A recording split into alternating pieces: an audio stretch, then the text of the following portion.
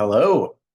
So we're doing another talking through a spread. So today, this is my Path of Love spread. This is a spread that I designed um, because, one of the things that people want to talk about, want to dig into are relationships. And it doesn't have to be necessarily good for romantic relationships. I did this um, with a client who was having trouble with their mother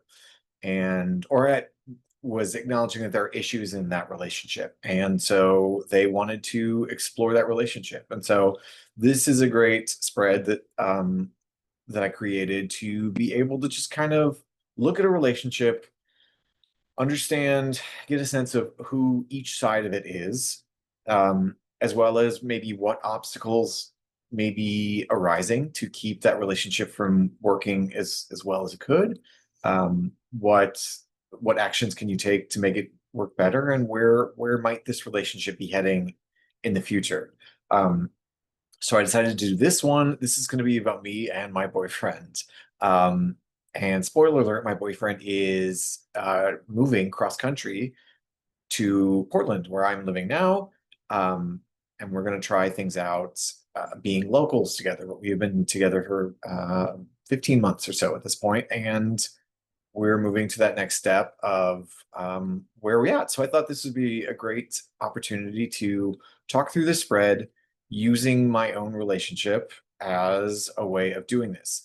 And so I pulled these cards already, and so I just flipped them over. Now, in a session, we would go through, we would pick a deck that we wanted. This is the Ostara deck. This is one of my favorites. Um, and we would go through and we would make choices and we'd pull the cards. I'd already pulled the cards, and so I recreated them here. And so we're going to go through them one by one. So if you have some time, sit with me and kind of go through this and understand where I'm at in my relationship with my boyfriend. Um, so yeah, sit down. So this is I call it the Path of Love. I also have one for, as I used to be very single for a very long time. I also have one that kind of looks at what single life is like, and if you are looking for a partnership, if you're looking to get into a relationship in that way. Again, this does not have to be for romantic relationships, but it should be about a relationship that is very important to you. Family, friends, partner.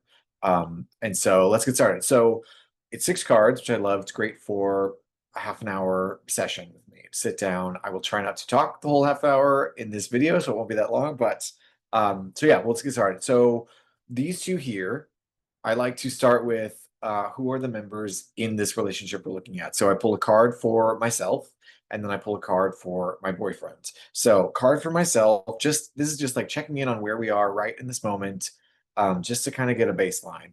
And so it's a big card. It's the Hierophant, which I love this card generally.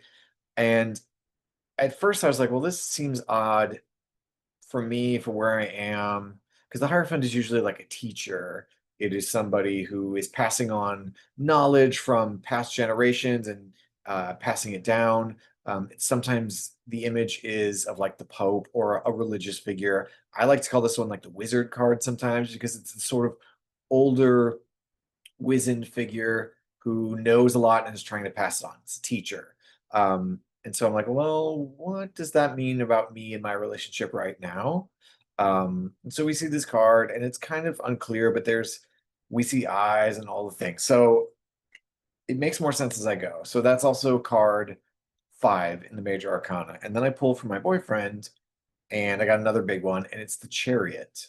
Um, and so the Chariot is often a sign of success. It is a sign of, the charioteer is in control of both of these horses, and often it's pictured here sort of chessboard. But the chariot is about that though things may be pulling you in opposite directions, you have the power, you have the tools, the skills, you are the master, you are in control of this situation, even if it feels like you might be being pulled in opposite directions. So when I look at the two of these together, and they're both big cards, um, it's starting to make sense a little bit around the context of our relationship. My boyfriend, I love him. I love him so much. He is all gas and no brakes. And I am all brakes and no gas sometimes. And so we balance each other out nicely in that way.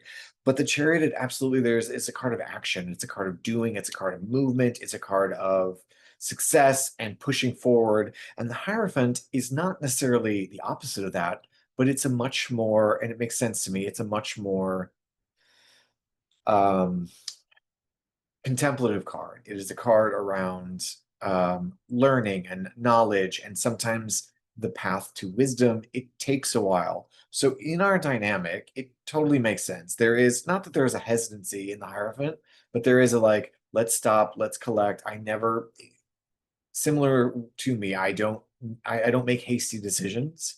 I never have in my life. And so there is, and not that there's anything bad about this, but there is this sort of push and pull between like, hold on, I want to just like think about this. I want to really like to go in deep. Whereas my boyfriend, he just sort of trusts himself in ways that I am so envious of and trying to adopt more of in my life. So in some ways, it is we sort of balance each other out in that way. And so yeah, so the Hierophant's beginning to make a little bit more sense this way. And I definitely see as the Chariot. And they're both, they're both looking out at us, which I always take to mean it engages us, the reader. If this was for your read, I would be like, okay, they're looking at you, particularly when I see a face, and this is a face trapped in a book, and this is a fate, and really considering, like really considering what's going on in that hand. And this one is using both hands, and the eyes are covered, so we don't quite know where he's seeing. um and so some of that tracks, and again, they're both kind of big cards. So then we move into, I like to pick a card for just checking in on, so these are each of us in our sort of separate places. This is the card around where the relationship is currently, just kind of a check-in. And oh, it's the Two of Swords. The Two of Swords is about indecision.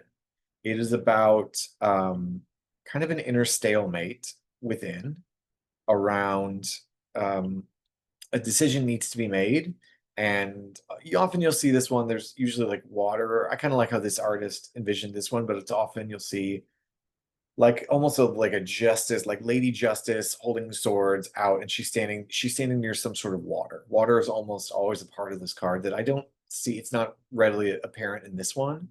Um, but it is about that sort of balance between sky and sea, and like so the balance between head and heart, and getting stuck in a decision. And here we see so we see this blue jay also blindfolded with a nest built on two swords. Well, it's not sustainable. That situation, that little blue jays, it's not sustainable. Something's got to be done. And also, we see this path. So we're on this path, but we can't really get past this path without upsetting the blue jay.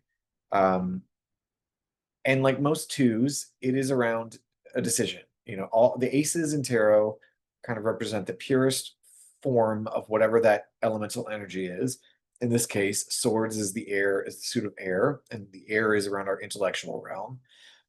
So aces are almost always about the pure sense of it. Twos are almost always about making a choice, or that there's a decision to be made, and there is a decision to be made. And so in my relationship, in the context of that, there is a decision to be made. My boyfriend lives far away. We met when I was on vacation. We have managed this long distance relationship for over a year now. And I say manage, we've done it really well. It's been great. But even in our first week of meeting each other and feeling that amazing instant connection, and feeling that um, he feels like someone I've known before in a past life in a way that I've really never experienced. Um, and so it's one of those, if I had to think about all of the factors, and all of the things that had to go right, all of the variables that had to go right for us, our paths to cross in this lifetime, it's crazy. Um, but he lives 1,200 miles away, and we have been able, and part of it was at the end of that first week we spent together, having been strangers on Monday, and by Friday, just feeling like I'd met a soul that I'd known before. Um, when I got home, it was the thought of like, okay, called, we kept in contact, and like, well, what do we want to do about this going forward? I didn't want to be in a long distance relationship. I have been in them before. They are hard. They almost never work out. And so even in that first week, we talked about like, okay, well, both of us had to at least acknowledge the idea of like, well, one of us will have to move in the future if this continues on, which seems, you know, a little crazy in the first week of dating someone to be like, okay, well, we're talking about a move already, a cross country move. But we had to at least acknowledge that that was going to be a possibility because otherwise, we didn't want, we both wanted someone, our everyday person, and our everyday person being with us. Um, so it's always been a bit of a precarious balance between us. It's always been crossed paths. And this one it actually kind of looks like, because I showed him a picture of this spread to give, to let him to see if it was okay if I put all of our business out on the internet. And he's like, "Oh, that looks like," and it does. It looks like the view from where he is now. Um, and so yeah, there's always been a decision to be made, and this totally tracks because this is you need to reconcile your head with your heart, align your thoughts with your emotional place, and make a decision. And so, spoiler alert, he's moving here to where I am. And maybe I think I just said that. So he's moving here, but that decision was just made within the last month or so. I mean, we've talked about it and we had planned around it and kind of fantasized and kind of planned like what would be, but the actual like, well, if we're going to do this, let's do this. Um, we made that decision. So that is absolutely tracks that's been a feature of our relationship. And I'll just point out the blindfold. It's going to become more important later on because I've seen these cards yet. But like, look, there is a sense of can't see there. And part of the imbalance with us is there are the eyes there, but the eyes are in a book. So they're not really, we don't know what's going on with the reader. We just know that. So there's a sense of we don't know what's going to happen. We don't see what's coming. And that's going to be okay. So then we get on to this is where I like to, okay, so these are where, the two members of this relationship. This is an indicator of where the relationship is at right now. So now and I look at this like, what's creating the obstacle and the action? What's creating distance between us? And what's a way to rectify that? And so and then this last one is where we might be heading in the future. So yes, the obstacle is the farthest thing, the distance between from where we are now to where we might be going. And it is the Five of Coins. So the Five of Coins, this one feels like, all right, well, what is this about? So the Five of Coins is often around poverty, scarcity. It's around a need that is not being met. You'll often see this image, and you can see it's based on, you'll see, like people who are obviously down on their luck, kind of huddled outside of a church or like a sanctuary space, and they're outside in the cold. And this card emphasizes if you are in a place of scarcity or lack, the message there is if you're feeling that way and it doesn't feel good, help is literally just right within reach. Um, so it encourages us that when we are in a place that we don't feel confident, we don't feel um, that we have the resources we need, we feel the scarcity and the lack. And I'll be honest, I feel a lack in financial resources. That we reach out for help. We ask for help and help will be given to us. But it's so hard to ask for help sometimes. I don't know about you out there, internet world. It's hard for me to ask for help. And so part of what draw, so what in terms of this spread, what puts distance between us, what's an obstacle in our relationship path. And part of it has been my lack of financial resources. I'm very proud of him. He runs his own business and he runs a very successful business, and it has afforded him greater financial resources. I am not quite in that place. I am building a business. I am working on other avenues. I am um, I've had job transitions and so it feels, pandemic wasn't nice to me. I lost my job in pandemic. And so I have been in a place of feeling lack and feeling scarcity. So particularly in a long distance relationship, it's hard. It would have been really hard for us to maintain this if I had to, because we try to travel, we try to see each other at least once a month for extended periods. Um, if not for the success of his own business and him having the resources to be able to travel to me, I have no shame in saying he has bought me numerous plane tickets to fly me back and forth so that we could continue this. If it was just up to my own financial resources, this relationship would have been impossible. And it would have broken my heart because it is, I get up now every morning and I say a prayer of gratitude for him in my life. He's number one. So, but poverty, it was a real scarcity in resources is a real obstacle for us, particularly with the distance. Um, and so, in some ways, one of the obstacles I've had to get over in my own relationship life is, the culture that tells us that we are not enough unless we earn this much, that we have to take care of ourselves, particularly the culture around men, particularly the culture around gay men. The messages we are learned that we have to do things on our own, we have to be self-reliant. Like it's all well and good to talk about having sugar daddies, but like I don't ever think that that was a thing that I'd wanted or could be comfortable with. And that's not the situation that I'm in right now, but it's helpful that he has generosity in financial resources, that he's able to book airplane tickets for me, that he is able to do more than our fair of his fair share. And in the idea around that everything in our relationship had to be financially equal, it would have never worked that way. And so some of that is my own hurdle to get over. Some of that is an obstacle for me. And so the reaching out and accepting help has been, it's not, I mean, I'll be real honest, it has not been equal with us. And as he says, it's an investment in us. So it's worth it to me, which has been huge. And also that he sees me, even though financially I earn less than him. He doesn't treat me like less in the relationship. Like it's amazing, and it's been amazing. But it could have been a thing, and it has been a thing that puts distance between us, or could have. Um, so that's the obstacle. So then what's the action? This is the answer is the how do we get closer? What's the action here? And it's the 8 of coins. First off, I love the idea that the obstacle, the thing that draws us apart, and the thing that brings us together are in the same suit. That tells me there's alignment around that. And so the 8 of coins is, in a lot of ways, it's a craftsman card. Like it is putting in the labor, it is hard work, is sort of its own reward. It is um like artisanship, like honing a craft, getting really good at the work you're doing is its own reward. But in so doing, it will create value, it will create abundance and prosperity. Like put your nose to the grindstone and just hammer it out.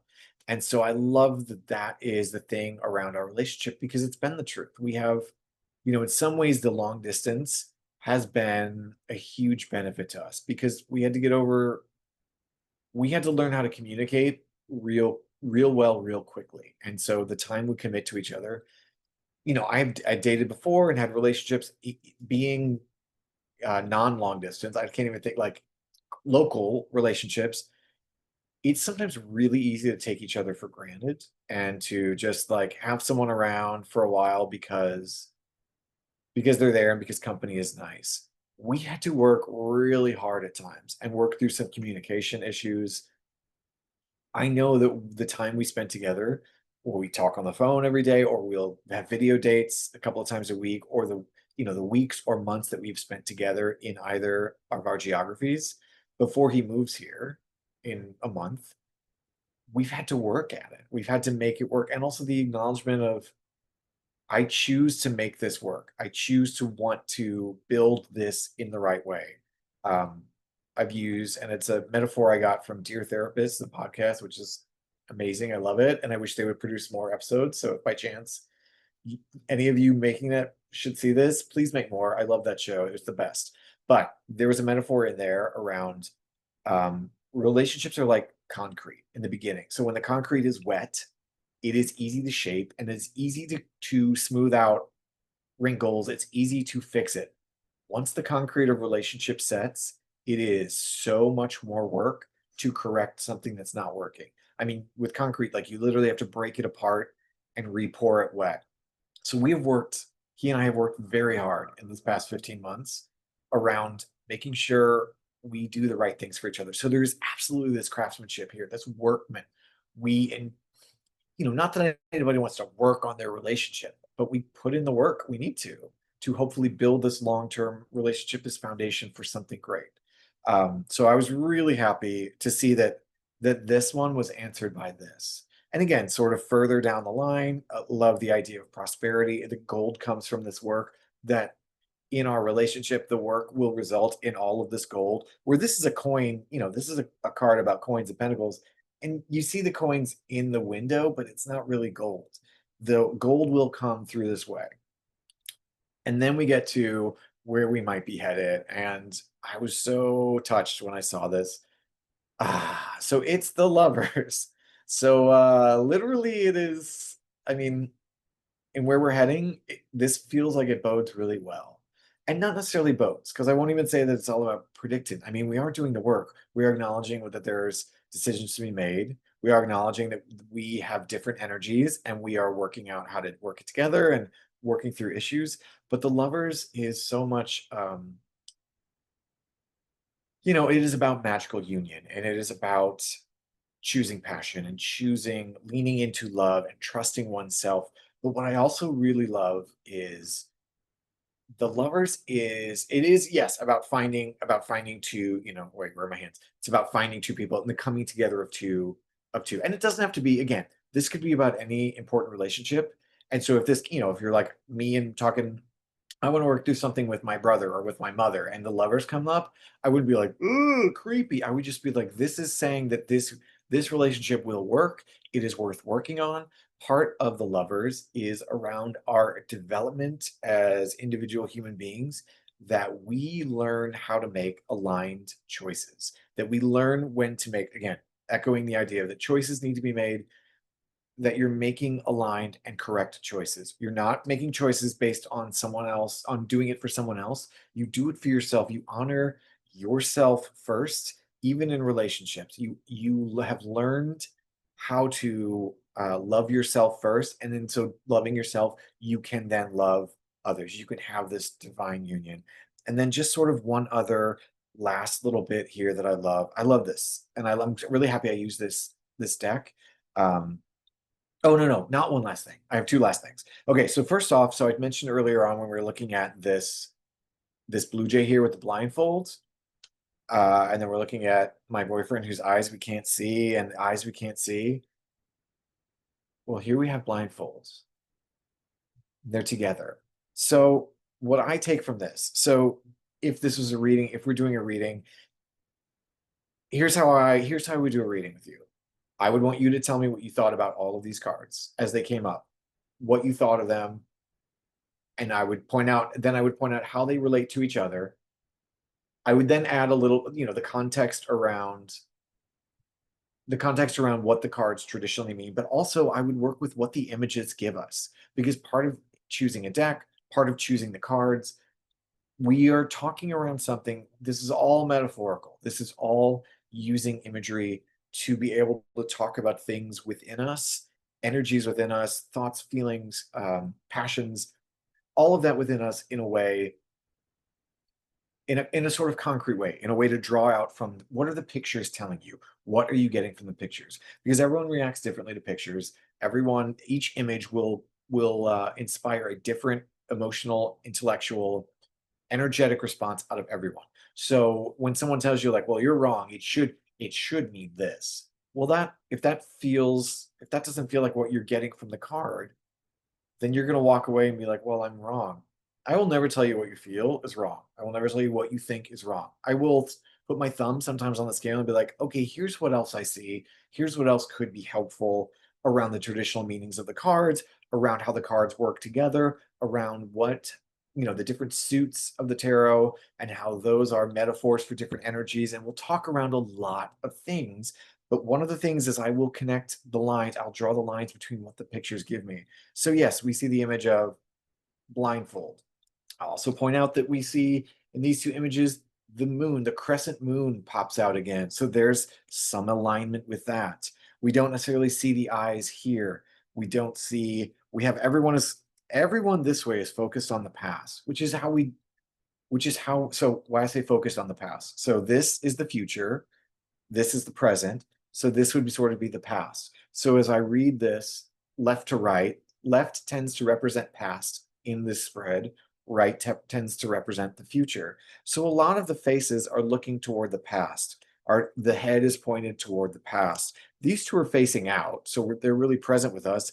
Even she is facing off to the past. So of course, in a spread about relationships, we always use what we have been through in the past, relationships we've had in the past, our past experience. We look to the past to guide us to the future.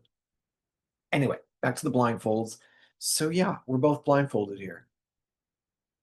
I don't know what it means. I mean, I'm taking this to mean is that my boyfriend and I, we won't necessarily see what's coming. We can't see the future and how this relationship goes.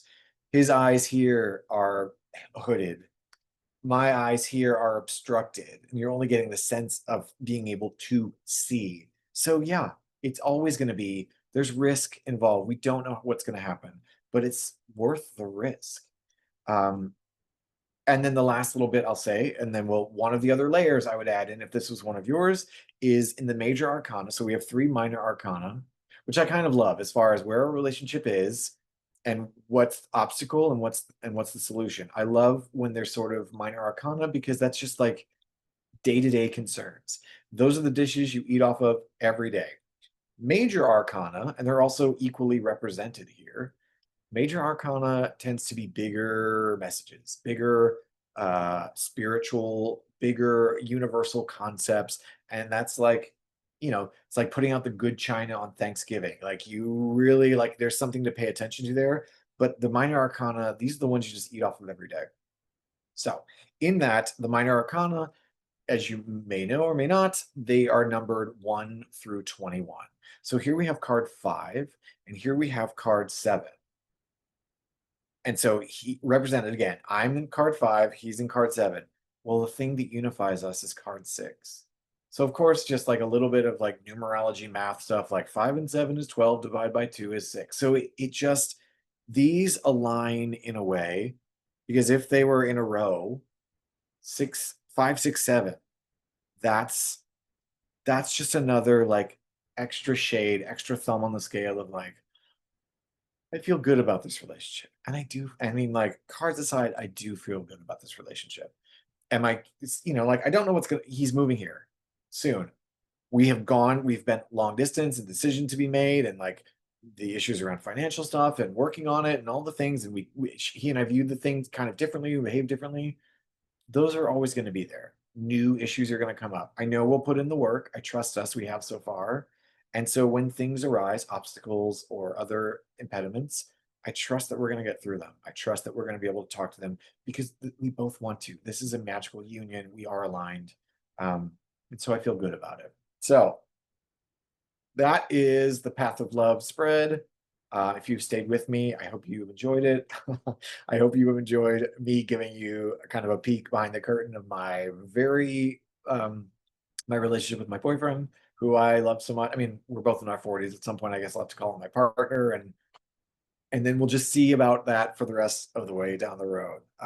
So if this is something that feels good to you, if this is, again, doesn't have to be about your romantic partner. If you have trouble with a best friend, or if you're not even having trouble, but if you just want to understand, explore a relationship, maybe the one I did with a friend whose mother, they had a difficult relationship with their mother. They have a difficult relationship. And this person is also a mental health professional, I'll point out. And even with all of the training and all of the things, it was helpful to just see it in a different way, to unspool the threads of it and look at the things. So yes, if this is helpful for you, please visit my website. Please sign up. It's under short sessions, or it's called partnership comparison. It might be called Path of Love. Sign up for that session. Hopefully we can do this across the way. I would love to be able to help you. I would love to be able to sit with you, talk through your relationship. And sometimes maybe you just want to like, yeah, I feel really good about my relationship. I want to like I want to know why I feel so good about it. Or like, oh, maybe there's some issues in it. It's overall really good, but maybe there's just something we need to kind of look at. Please visit my website, sign up for it. If you haven't already, please like and subscribe to this feed. I'm going to go through and just talk through spreads that I do and see how it can be helpful, and kind of talk through what the process would be with us. Because again, I will be the first to say, I am not going to predict your future. Even though we talked about the future, who knows what happens in the future, but I want to head toward this future. So it gives me an intention and an insight in how to get there. And so we work with actions, we talk with, yeah, it's not about predicting for me. I want to help you see yourself. I want to help you. I want to guide you to the future that you want to have. And we can do that through this process. So thank you. I will get off our own. Thank you for staying with me. Like, follow, subscribe, do all the things at Blaine Reads Tarot on all the socials. Please visit my website, blainepatricksmith.com. And hopefully I will see you across the screen from me. So have a lovely day. I'm gonna send a kissy emoji to my boyfriend, and I'll talk to you later.